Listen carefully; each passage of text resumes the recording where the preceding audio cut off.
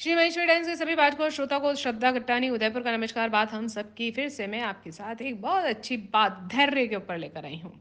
एक युवा था, उसके अंदर धैर्य बिल्कुल भी नहीं था। वो काम शुरू करता था और फिर उसे करते करते बंद कर देता था, दूसरा काम शुरू करता फिर उसे बंद कर देता था। ऐसे करते करते कई साल बीत चुके, लेकिन वो बिजनेस में सेटल भी नहीं हो पाया और सक्सेस भी नहीं मिल पाई। यह देखकर उसके माता पिता बहुत परेशान थे। वो जब भी उसको काम छोड़ने की वजह पूछते थे तो वो कोई ना कोई कारण बताकर खुद को सही साबित करने की कोशिश करता था।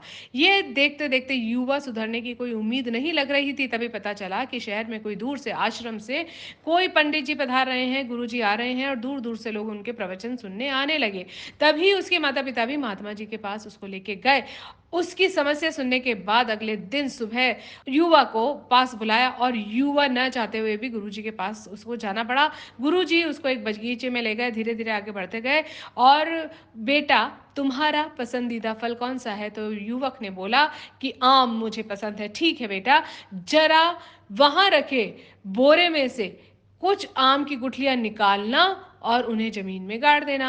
युवक ये सब बड़ा अजीब लग रहा था, लेकिन गुरुजी की बात मानने के अलावा उसके पास कोई चारा भी नहीं था। उसने जल्दी से कुछ गुठलियाँ निकाली, फावड़े से ज़मीन खोदी और उसमें गाड़ दी। फिर युवक को लेकर वो वापस आश्रम में आ गए। करीब आधा घंटे बाद युवक से बोले कि ज़रा बाहर जाकर देखना कि गुठलियों में से फल निकलना शुरू हुए क्या?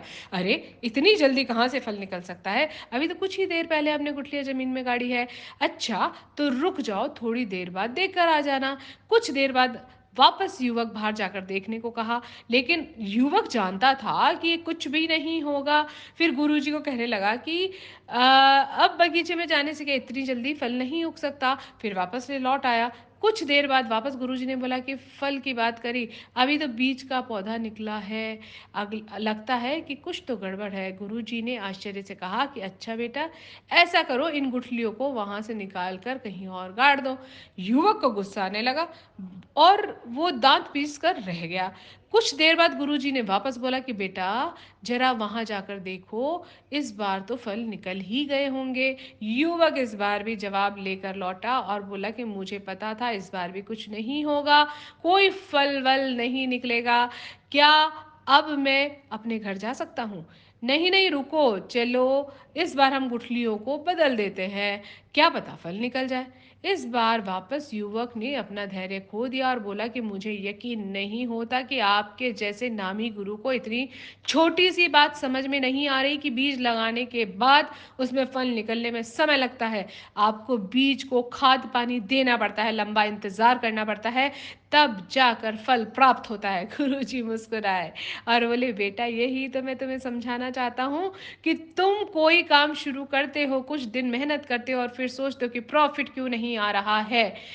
इसके बाद तुम किसी और जगह या कोई और नया काम शुरू करने लगते हो, इस बार तुम्हें रिज़ल्ट नहीं मिलता। फिर तुम सोचते हो कि अरे यार! ये धंधा भी बेकार है।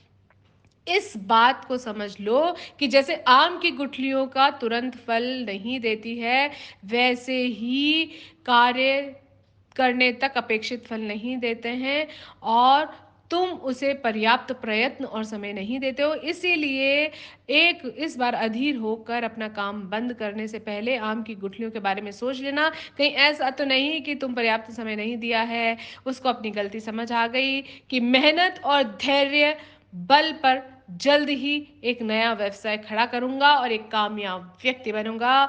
तो आप भी धैर्य रखें, अपना और अपनों का ध्यान रखें। जय श्री कृष्ण।